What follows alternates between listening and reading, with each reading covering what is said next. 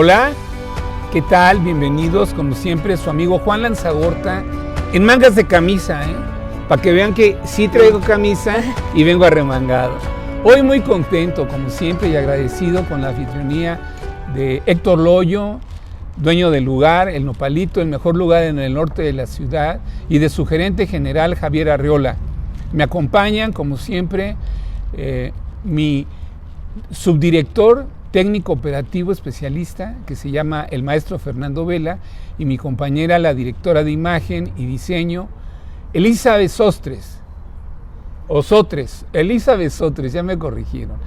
Y muy agradecido por este día. Miren, les voy a platicar de una experiencia que tuve yo, un poco, pues es una experiencia dura, triste, pero muy bella porque deja una gran enseñanza. Y compaginamos, la invitada y yo, en una experiencia de vida que más adelante vamos a platicar, pero ya sin tanto rollo los presento con Adriana Raya. Ella es la secretaria general del PES en la Ciudad de México, hoy CDMX, ¿no? Qué largo. Antes era nada más el DF, pero bienvenida, Adi. Muchas gracias. Buenos días. Buenos días todavía, ¿no? Sí, es un gusto de verdad estar aquí contigo. Agradecido por tu visita y sobre todo por, fuera de off the record, estábamos platicando acerca de nuestras vidas. Y Adi es sobreviviente de una enfermedad dura, muy difícil, que es el cáncer. Y además tuvo un incidente alguna vez porque la dañó un animal, pero eso lo dejamos de un lado y entramos en la parte de bienvenida. Esta es tu casa. Muchas y el gracias. formato de mangas de camisa es así, una charla, entrevista. Aquí no hay un protocolo preestablecido. Ay, qué padre. Si no es abrir del corazón lo que tú quieras platicar, lo que quieras comentar. ¿Dónde naciste? Nací aquí en la Ciudad de México, Sí. en la colonia Pantitlán. Bueno, en un hospital que está en la Agrícola Oriental. Ajá. Antes era un hospitalillo, luego se convirtió en un establo. Y bueno, siempre he vivido en la colonia Pantitlán, en la alcaldía de Iztacalco. Sí. Y ahí crecí y ahí me quedé. Y me gusta la colonia. ¿Te desarrollaste ahí? Sí. Oye, ¿cómo fue tu vida así de chavita, de joven, de niña? Muchos tienen una vida muy cómoda. Muchos tienen una vida así como dicen, sabanitas de seda y algodones, ¿no? Sí. Otros no. Otros tuvimos que fletarnos. Yo estudié en escuelas públicas. Tú compártenos. Mira, yo igual, yo digo, en el desarrollo de mi vida, bueno, pues yo crecí dentro de una familia bastante grande. Mis abuelos eran pues la matriarca y el patriarca, o sea, era un tema muy padre, a mí me encantaba mucho. Era una casa gigantesca, como de unos 2.500 metros, era un terreno, ahí era zona agrícola. Entonces mi abuela tenía patos, tenía perros, inclusive llegó a tener tortugas y animalitos de muchos tipos de especies. Y bueno, había muchas piedras en el patio y yo me metía. Como es una zona fangosa porque está cerca del lago de Texcoco, levantaba las piedras y había viboritas que les llamaban de agua, pero eran así viboritas largas y me las ponía imaginando que era un collar, pulsera y etcétera. Y bueno, pues yo me desarrollé en la colonia Pantitlán. Me acuerdo que la calle Prosperidad número 180, fui bien feliz. Me trepaba a las bardas, había muchos árboles frutales, me subía a los árboles y bueno, pues a mí me hacían creer mis tíos que obviamente yo era pariente de los changuitos. Entonces cada vez que me llevaban a Chapultepec, me decían, vamos a ver a tus hermanos. Entonces sí crecí como que cuando muy pequeñita traía yo la idea como que yo sí era un changuito. Entonces en ese tiempo en la casa no había casa así con estructura de piso, de piedra, no, eran láminas de asbesto. Entonces tenía polines y yo empezaba a colgarme y siempre estaba yo haciéndole como un changuito, ¿no? Porque sentía. Y bueno, pues pasaban los aviones del aeropuerto, estoy muy cerca del aeropuerto y era para mí lo más bello del mundo. Sin embargo, por ahí de los 9 años, mi mamá decide mi padre nos abandonó a los 2 años, Mi hermana y yo pues crecimos al lado de mi mamá, siempre ha buscado ella trabajar para nosotros. A los 7 años ella entabló una relación con su actual marido y bueno, pues de ahí vinieron 4 hermanos más, los cuales con todo el amor del mundo, a los 9 años, a pesar de ir a la escuela, tuve que cuidarlos como si fuera su madre. Sí. A los 9 años comencé a hacer una sopita. Fue difícil, sí, muy difícil porque yo tenía que ir a la escuela. Mi mamá tenía que trabajar por obvias razones y tenía que, me da emoción, pero de verdad son cosas que... Mira, somos humanos y se vale. Y se vale porque hay sentimientos y emociones muy guardadas y de repente pues afloran, salen. Yo veo el brillo de tus ojos, lo veo en el brillo de tus ojos, lo veo en ese recuerdo que estás ahorita mencionando. Y siéntete cómoda, cómoda, con toda confianza. Bien, pues bueno, entonces mi mamá decide unirse con el papá de mis hermanos. Obviamente mi mamá tenía que trabajar, pues ya éramos 6. Entonces yo, como la hermana mayor, tuve que quedarme a cuidarlos a ellos desde los 9 años. Mi hermano Toño era muy chiquito y me acuerdo, yo siempre he sido una buena estudiante. Siempre fui buena estudiante, entonces tenía una beca en la escuela, que mi abuela era priista y mi abuela era luchadora social y fue la reina por un día y entonces de ahí viene todo mi situación en este tema de la parte social humana que desarrollo desde que soy niña.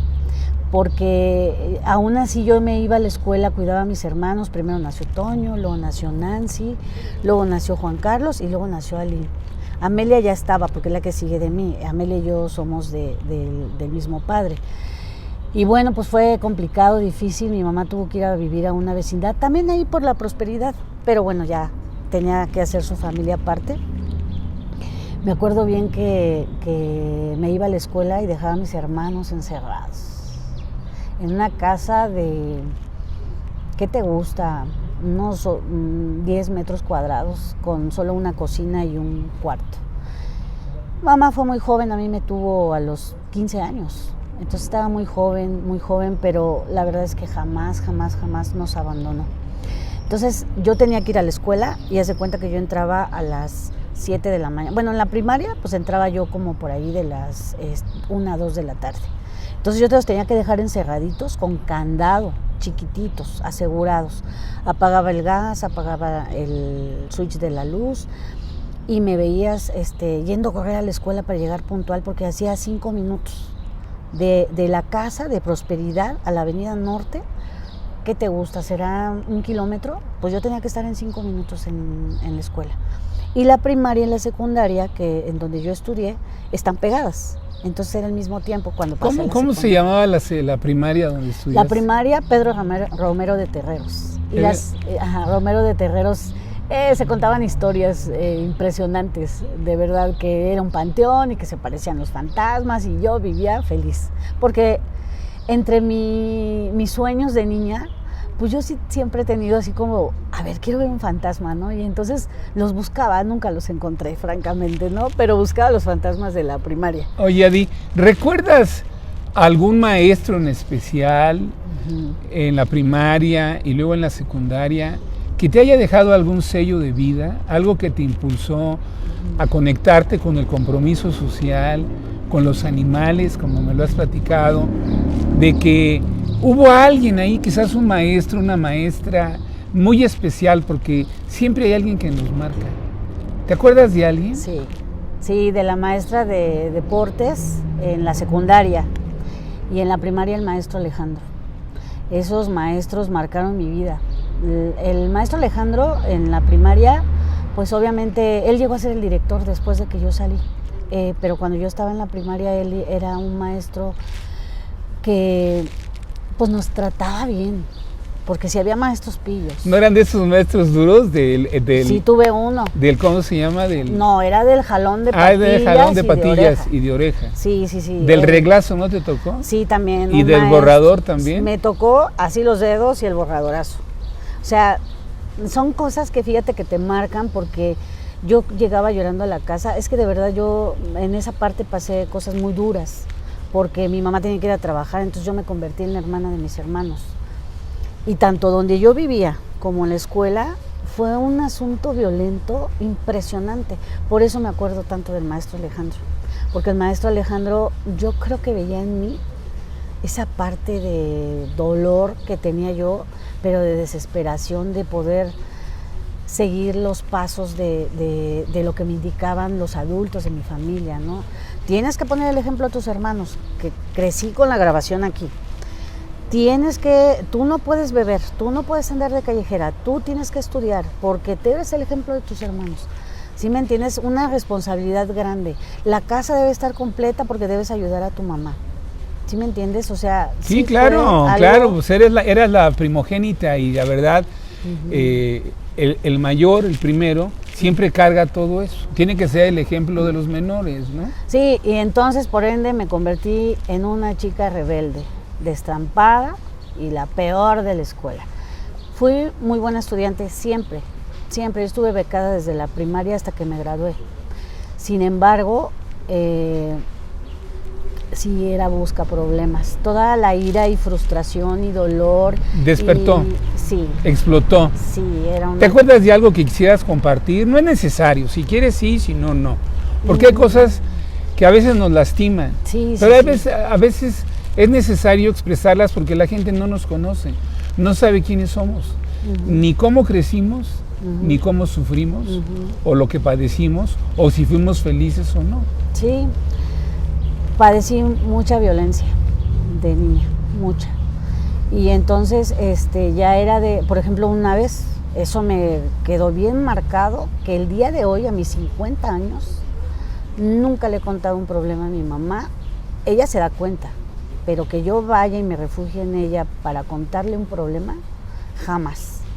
Una señora, cuando yo tenía 10 años aproximadamente, iba yo en la primaria, ya me iba yo a la escuela, pero yo sabía que tenía que dejar a mis hermanos seguros porque eran unos bebés.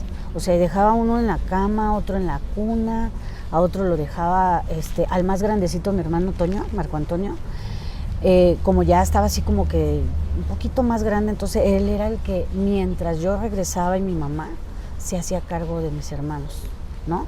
Entonces una vez yo salí y le dije a los vecinos que pues necesitaba llenar mi tambo de agua porque si mis hermanos necesitaban agua para el baño, pues yo tenía que dejarles agua lista.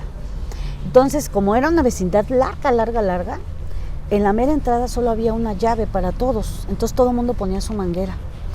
Y fíjate, Juan, que sí es algo que marcó mucho mi vida porque te digo, yo no le platico a mi mamá nada, hasta que ella se da cuenta y a ver, ¿por qué no me has contado? Pero esa me marcó mucho porque conecto mi manguera, estaba conectada a la de la vecina, ella vivía casi al fondo, y entonces la conecto, te digo, 10, 11 años por mucho tenía, la conecto la manguera, quito la de ella, solamente la dejé en el piso, entonces enrosco la mía, pongo a llenar mi tinaco, y de repente como, ¿qué te gusta? 15 minutos empiezo a escuchar gritos, que escuela, que no sé qué, y pateándome la puerta, y salgo bien espantada, porque lo que menos quería era que mis hermanos se espantaran.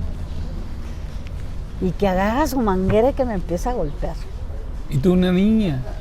Horrible. Y tú una niñita, o sea, un abuso de fuerza, un abuso... Sí, pues era una señora como unos 30 años, ¿no? 30 años. No sabes, me dejó toda marcada del cuerpo. Es la manguera así como la marca y como levantado de donde caía la manguera. Entonces yo lloré todo el día, ya ni fui a la escuela. Porque en la primaria fui en la tarde a la escuela y lloré todo el día y ya no fui a la escuela. Llegó mi mamá y me dice, ¿qué tienes? Y pues yo ya toda hinchada, espantada. Yo de niña tuve muchas frustraciones, ¿no? Muchas, porque yo era la mayor, entonces era muy acomplejada. Entonces ella me encontró en una esquina de la casa y ya toda marcada. Fíjate, ella llegó como a mí la señora me pegó como a las 12 del día. Mi mamá llegó como a las 6:30, 7 de la noche de trabajar y todavía tenía las marcas, pero bien así rojas, como con sangre, ¿no? Y todo el cuerpo. No sabes, te lo juro que por eso no le cuento nada porque, te digo, ella se da cuenta. Le digo qué pasó, que la vecina me pegó, que quité la manguera y no sabes, salió furiosa, tumbó la puerta de la señora, la quería destrozar. Me imagino. Oye, te quiero pedir un favor. Me pide producción que hagamos un espacio y yo te invito a que tomemos tantita agua Sí. para que se hidrate tus cuerdas bucales y las mías. Y regresamos. No se vayan, estamos con Adriana Raya platicando pues sus vivencias y yo le agradezco mucho esta expresión espontánea de su vida. Y de regreso les vamos a dar la sorpresa, qué está haciendo actualmente, a dónde va y qué desea. No se vayan, estamos en el Nopalito, no se les olvide, el mejor lugar del norte de la ciudad. Claro, mangas de camisa, así, chambeando.